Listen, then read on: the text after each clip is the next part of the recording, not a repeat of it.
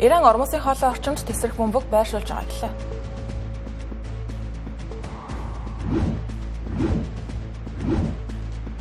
Дайнаас үл хамааран Иран хятад руу газрын дос нийлүүлсэн хэвээр байна.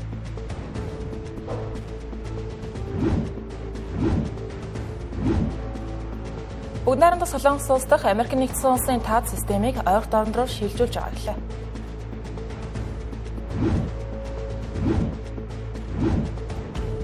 Арван дөрөв дахь удаагийн Хятадын ардын улс төрийн зөвлөлдөх зөвлөлийн 4-р чуулган удирлаа.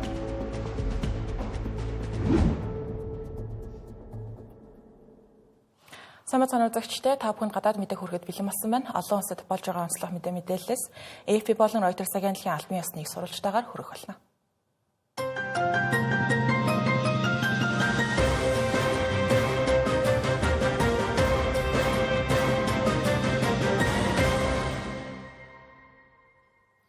Эхний мэдээллийг хүргэе. За Иран улс Ормосын хоолой орчмын усанд тесрэх бөмбөг сойрлуулж гисэн тухай Америк нэгдсэн улсын тагнуулын мэдээллээ танилцсан хоёр албаны их сурвалж хэвлэлүүдэд өнөөдөр мэдээлж гисэн байна. Үүнтэй холбогдуулан Америк нэгдсэн улсын зэвсэгт хүчин Ираны 16 хүлгийг живүүлсэн. Тэдгээр хүлгүүд тэнгист тесрэх бөмбөг тавих зориулттай хүлгүүд байсан гэх тайлбарыг өглөө.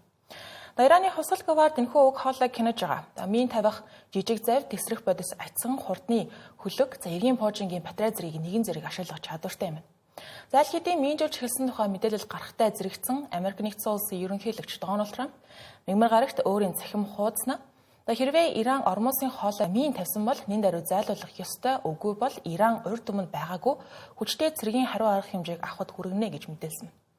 За үүнээс төлөвлөгөө Америк нэгдсэн улсын төв командлаас Ираны хэд хэдэн хүлгийг Ормосын хоолойн ойролцоо живүүлсэн гэх мэдээллийг цацсан. Тэдгээрийн дунд мин тавих зориулттай 16 хүлэг байсан юм байна.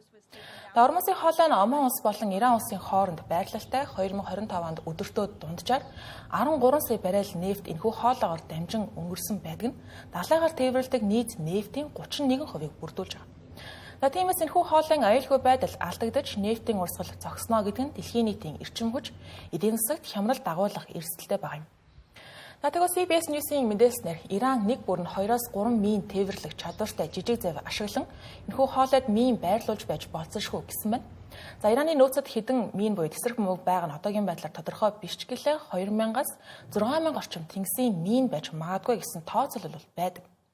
Ормосын хоолойн тээврийн замд мин байрлуулна гэдэг нь Иранд стратегийн хувьд давуу тал өгч магадгүй шинжээж хэлж байна. Мин нь шууд гэмтэл учруулахаас гадна хөлөг онгоцны хөдөлгөөнийг Иранд ашигтай тодорхой чиглэл рүү шахах, эсвэл саатуулах хэрэгсэл болох боломжтой юм.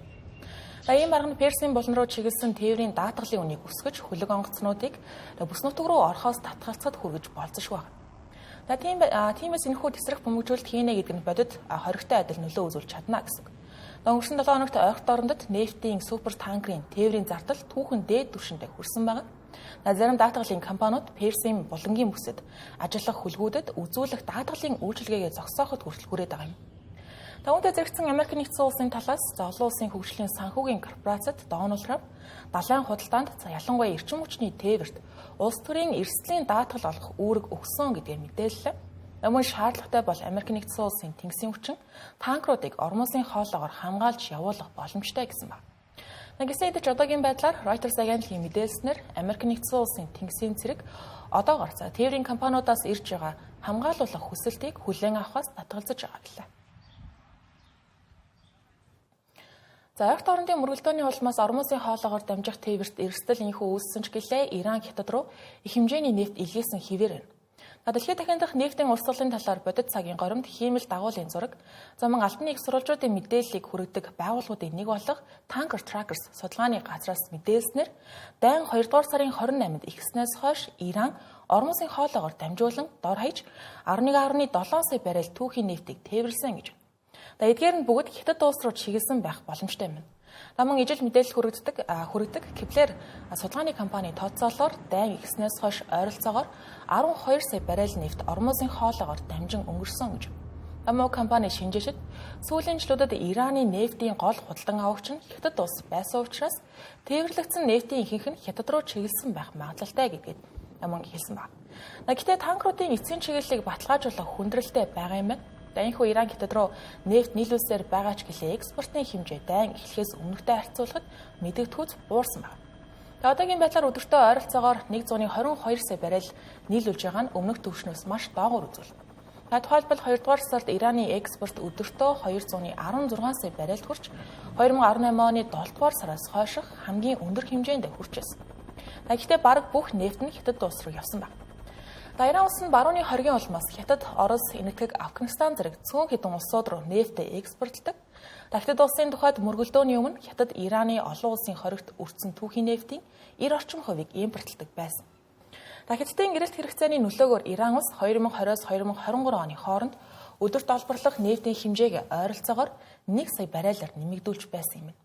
Тиймээс одоо үүсэж байгаа мөргөлдөөний улмаас Ираны нефтийн экспорт удаан хугацаанд огцон багасх юм бол хятад хамгийн түрүүнд тохирч болзошгүй улсуудын нэг байна. Гэхдээ Ираны асуудлаас ч өмнө энэ оны ихэр хятадын далайн тээврээр явдаг нийт нефтийн 4 орчим хувийг бүрдүүлдэг Венесуелийн нефтийн импорт бараг зогссон байна. Хямд үнэтэй эрчим хүчний урсгал урт хугацаагаар зогсвол хятадын эдийн засагт инфляцийг өдөөж үйлдвэрлэлийн гарцыг хумих эрсдэлтэй гэж салбарын анхааруулж байна. Зөвхөн хятад улс ч биш. Дэлхийн нефт байгалийн нийлүүлэлтийн 5/1-ийг дамжуулдаг Ормосын хоолын аюулгүй байдал олон улсад маш чухал. Дайны дараа тээвэр бараг зогсон байдалд орж захинх танкер аюултай бүсийг тойрон өнгөрөхийг хичээж байгаа. Дайн гиснээс хойш 2-7 хоног хүрэхгүй хугацаанд олон улсын далайн байгууллагаас Ормосын хоолой орчимд дор хаяж 10 танкер довтлохонд өртөж 7 хүн амьөрөгцсөн гэж. Ираны нефтийн экспортын гол төвийн тухайд их газрын иргээс 21 км-ийн зайд байрладаг хаан арал байна. Давны энэхүү арал дээрх бодитоор дамжин, бомбоор дамжин Ираны нефтийн экспортын 90 орчим хувийг гардаг байсан. Дахин танкерууд эндээс ачаагаа аваад Ормосын хоолойгоор дамжин гардаг байсан. Харин одоо Иран энэхүү бомбоос гадна Жасик бомбод танкер ачиж байгаа юм байна. Энэхүү бомбод нь Оманы буланд байрладаг тул Ормосын хоолойг тойрч нефт тээвэрлэх боломж өгдөг байна. Гэхдээ энэхүү гарц нь геополитикийн хувьд зам эдийн засгийн хувьд тийм ч ашигтай биш ээж болно. Учир нь супер танкер агнилын хүлгийг Жасик бомб дээр очиж дуусгахад 10 хүртэл хоног шаардлагатай байдаг бол хаан арал дээр энэ хугацаа 2-3 хоног байдаг байна. Америкийн нэгдсэн улс Израиль болон Ираны хоорондох мөргөлдөөний хурцдмал байдал улам бүр нэмэгдэж байгаатай холбогдуулан Вашингтон холбоотон улсуудад байршуулсан зэвсгийн нөөцөө ойртоон руу шилжүүлж ихсэн талаар мэдээллүүд гарч эхэллээ. Тухайлбал энэ 7 хоногийн мигмар гарагаас эхлэн өмнө Солонгос улсад байршиж байсан таад агаарын тавталганоос хамгаалах системийг Пентагон зөөж эхэлсэн гэх мэдээллийг Дональд Трампын цахилгааны нэрээр нутагсан албан тушаалтнууд Вашингтон Постт мэдээлсэн. Үүнтэй холбогдуулан өчтөр өмнө Солонгос улсын ерөнхийлөгч И Жемян олон нийтэд тайлбар өгсөн байгаа. Америкийн нэгдсэн улс олон улсын аюулгүй байдлын нөхцөл байдлаас хамааран шаардлагатай үед зэвсгээ шилжүүлэн байршуулах бүрэн боломжтой гэдгийг хэлсэн байна. Гэхдээ аль хэдийн зарим хэсгийг нүүлгэн шилжүүлж эхэлсэн эсэх талаар мэдээлэл бол өгсөнгүй. Энэхүү хамгаалтын систем нь Америкийн нэгдсэн улсын зүүн Аз дахь Пуужингийн давталганоос хамгаалах сүлжээний гол байгууламжид тооцогддог учраас Сөүлийн зүгээс Солонгосын хойгдох зэвсгийн нөөцөө инхүү Вашингтон бууруулах нь эрсдэлтэй алхамд тооцогдож болцсошгүй гэдгийг мөн анхааруулад амжилт. Дарин сануулгад өмнө Солонгос улсад энэхүү таад системийг 2017 онд байршуулж байсан түүхтэй. Ихтэй хойд Солонгосоос уучшуулж болцсошгүй Пуужингийн аюул занал хийллийг тогтоон барих зорилготой гэж тайлбарлаж байсан. Тодорхойлох юм бол Пиньян цөмийн болон Пуужингийн хөтөлбөрөөр хурцгаж байгаатай холбогдуулан ирж болцсошгүй Пуужингийн баллистик Пуужингийн цохилтыг хүн амс суурьсан бүсэд хүрэхээс өмнө илрүүлж тасан зогсоох зорилготой гэсэн. Үүнээс гадна энэхүү байршуулалт нь Америкийн нэгдсэн улс болон өмнө Солонгос улсын хоорондох холбоо харилцааг бэхжүүлж хоёр улсын батлан хамгаалах салбарт нэгэндээ үзүүлэх дэмжлэгийг харуулсан томоохон бэлэгдэл болж байсан. Намын өнөөдрийн хүртэл уг хамгаалтын систем нь олон улсч гэсэн маргаан дагуулж байсныг дутган зүйтэй. Хятад Орос улсын зүгээс таадыг эсэргүүцэж уг системийн радар нь тэдний нутаг дэвсгэрийн гүн рүү тагнаж болцсошгүй гэж анхааруулж байсан. Улмаар дипломат орчинд хурцдмал байдал үүснэ гэж мөн сэрэмжлүүлж байсан ба. Хэдийгээр энэхүү хамгаалтын систем байхгүй боллоо гэд өмнө Солонгос улсын зүгээс хойд Солонгосоос ирж болцсошгүй дайралтын эсрэг Вашингтоны тусламжийг алдаж эхэлсний дохио байж болох ч гэлээ ерөнхийлөгч И Жемян Сөүл өнгөрсөн 70 гаруй жилийн хугацаанд батлан хамгаалах эдийн засгийн салбаруудаа хөгжүүлж ирсэн. Тиймдээч ирэх аюул занал хийлийг бие даан зогсоох бүрэн хүчин чадалтай гэж үзэж байгаа гэдэг хэллээ. Тодорхойлбол тэрээр хэрвээ уг үйл явдал манай улсын аюулгүй байдлын стратегт хүн дээр нөлөөлөх үү гэж асуух юм бол мэдээж үгүй гэж хариулсан байна. Өмнө Солонгос дахь тал системийг ойрт орн руу нүүлгэж байж болох ч гэсэн Америк нэгдсэн улсын аюулгүй байдлын холбооны 28,500 орчим цэрэг албан тушаалтнууд одоо хүртэл Өмнө Солонгос улсад байрлаж ажилласан хэвээр байгаа юм. Өнөөдөр Хятадын ардын улс төрийн зөвлөлдөх зөвлөлийн 4-р чуулган болж өнгөрлөө. Маргааш дуусах 2 чуулганы эцэст 2026-аас 2030 оны хоорондох буюу эх 5 жилийн Хятадын эдийн засаг нийгмийн хөгжлийн төлөвлөгөө танилцуулагдах байна. 2026 оны тухайд Хятад улс нь 4.5-аас 5% эдийн засгийн зорилтыг дэвшүүлсэн байгаа нь 1991 оноос хойш хамгийн бага үзүүлэлтэнд тооцогдож байгаа юм. Хятадын ардын улс төрийн зөвлөлдөх зөвлөлийн үндэсний хорооны жил тутмын чуулган Бээжиотно болж өндөрлөө. Чуулганд Хятадын дарга Си Жинпин коммунист намын ахлах гишүүд оролцлоо. Хаалтын урлын үеэр хороо байнгын орооны тайлан өмнөх чуулганаас хойших ажил, саналуудын явцын талаарх тогтоол, одоогийн чуулганд ирсэн саналын тайлан, мөн жилийн чуулганы улс төрийн тогтоолыг баталлаа. Хятадын тэргүүн улс төрийн зөвлөх Ван Хүнинг улсын 15 дахь 5 жилийн төлөвлөгөөг хэрэгжүүлэх явцад коммунист намын удирдлагын үүргийг онцлон тэмдэглэв. Тэрээр Хятадын ардын улс төрийн зөвлөлдөх зөвлөл нь улс төрийн байгууллагын үүргээ илүү үр дүнтэй ашиглаж, төрийн бодлого, удирдлагад зөвлөмж, санал өгч, улсын нийт хөгжилд үйлчлэх ёстойг хэлж байлаа.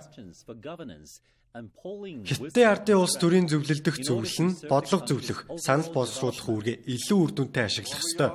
Нам болон улсын гол үүрэг зорилт хаана байна. Тэнд Хятадын ардын улс төрийн зөвлөлдөх зөвлөл хүчээ нэгтгэж дэмжлэг үзүүлэх ёстой. 15 дахь 5 жилийн төлөвлөгөөг хэрэгжүүлэх мөн дэмжих нь манай ажлын гол чиглэл болно. Энэ нь улс төрийн зөвлөлтөн арчсан хяналт төрийн хэрэг эрхлэх үйл явцад оролцооны бүх талбарт тусгалаа болох ёстой. Эдийн засаг, нийгмийн хөгжлийн гол асуудлуудаарх санал санаачлахыг чиглүүлэн урьдчилсан судалгаа, стратегийн бодлогод анхаарч санал зөвлөмж гарган нөхцөл байдлыг илүү сайн ойлгож, гол асуудлыг тодруулж, бодит шийдлийг боловсруулах нь бидний зорилт. Дэлхийд даяар олон улсын хэвлэлүүд ажиглагчид нэг ижил асуултыг тавьж байна. Энэ нь Эдрэтэй Үмэн Самунта дэлхийд дахин Хятад юу өгч чадах вэ? Өнгөрсөн 7 өдрийн гэргийн харахад хорооныхон 3 нэгдсэн хурал бүлгийн хилэлцүүлгүүдэд өөрсдийн ажил үүргийн дэлгэрэнгүй тайланг танилцуулсан байна. Хилэлцүүлгүүдэд энэ жил эхэлж буй 15 дахь 5 жилийн төлөвлөгөөг хилэлцэж байгаамаа.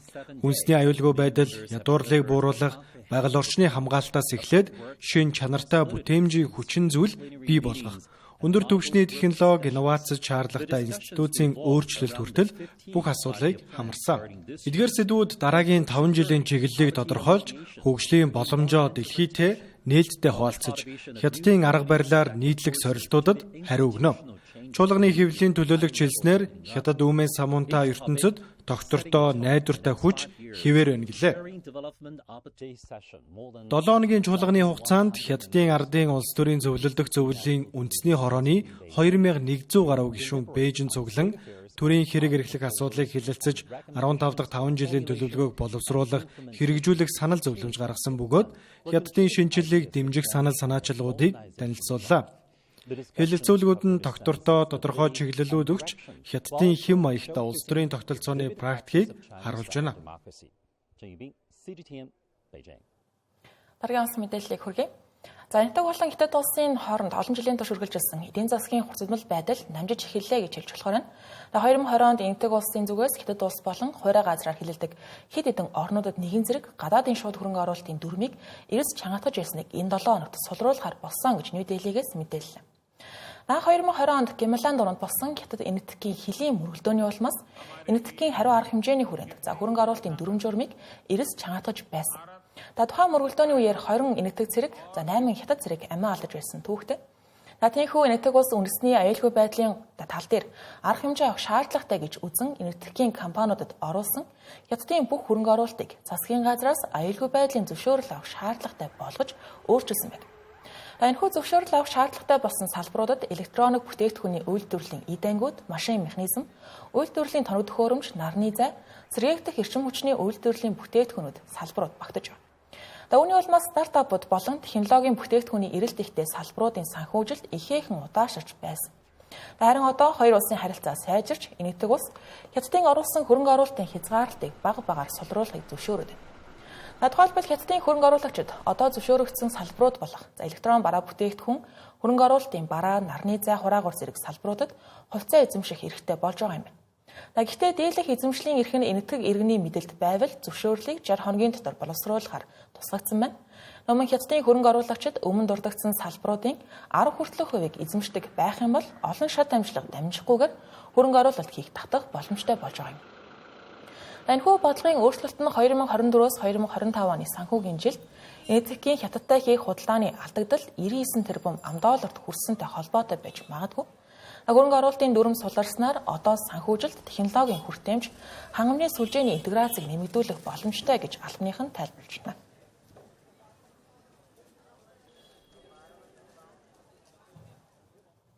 Мэдээ үргэлжлүүлж байгаа үргэлжлүүлэн зарим мэдээллийг товчоор хүлээн авах. Украин улсын ерөнхийлөгч Владимир Зеленский Ираны асуудалтай холбоотойгоор Орос улбаны улс болон Америк нэгдсэн улстай хийх 3 талт уулзалтыг түр хойшлуулах, байршлыг өөрчлөхөөр талууд хэлэлцэж байгаа талаар мэдээллээ. Анхандаа энэхүү уулзалтыг Абу Даби хотод хийхээр төлөвлөж байсан ч гэлээ Ираны цохилтонд үлдсэний улмаас Турк, Швейцар зэрэг орнуудыг боломжит хувилбаруудаар хэлэлцэж гисэн байна. OpenAI компаниг Канадын сургуулийн олон хүний амир цэцэн халдлагад өртсөн 12 настай охины гэр бүл шүүхэд өгчээ. Эцэгийнх нь мэдээлснээр хохирогчийн халдлагыг төлөвлөж байсан сэжигтэнтэй OpenAI мэдэж байсан ч гэлээ холбогдох албаны хүмүүст мэдээллэггүй гэж байна. Хохирогч охин одоогийн байдлаар толгой хүзүүний гэмтлэр эмнэлэгт хэвтэн эмчлүүлж байгаа юм. Бүгд найрамдах ардчилсан Солонгос ард улс буюу Хойд Солонгос улс Ираны дээд удирдагчид Можтаба Хаменеиг томилсон явдлыг хүлээн зөвшөөрч, Америк нэгдсэн улс болон Израилийн Иран хийсэн дотлогоог хууль бус хэмээн буруушаалаа. Хойд Солонгосын төрийн мэдээллийн төв мэдээллийн агентлаг KCNA лав гарагт Хойд Солонгосын гадаад хэргийн яамны хэвлэлийн төлөөлөгчийн хэлснийг иш татан мэдээлсэн ба үүнд 2 дугаар сарын 28-ны өдөр дайны үеэр ам өргөцсөн талигаач дээд удирдагч Айтолла Хаменегийн хүү Можтаба Хаменей Ираны дээд удирдагчаар сонгосон сонголтыг Пхеньян хүндэтгэж ангижээ. Швейцар улсын Керцээс хотод автобус шатаж 6 хүн амиа алдаж 5 хүн гинтжээ. Автобусын дотор зочиж явсан хүмүүсийн нэг галыг санаатайгаар эхлүүлсэн байж болзошгүй гэж цагдаагийн байгууллага мэдээлсэн байна. Гэмтсэн 3 хүн одоогийн байдлаар эмнэлэгт хүргэгдсэн, 2 нь хэргийн газар дээр нэн даруй эмнэлгийн тусламж авсан байна. Цагдаагийн байгууллага мөрдөн байцаалтыг эхлүүлж гэрчүүдийг дуудаж эхэлжээ. Олон улсад өрнөж байгаа онцлог мэдээлэлээс таймлан хүргэлээ. Анхаарлаа хандуулсан баярлалаа.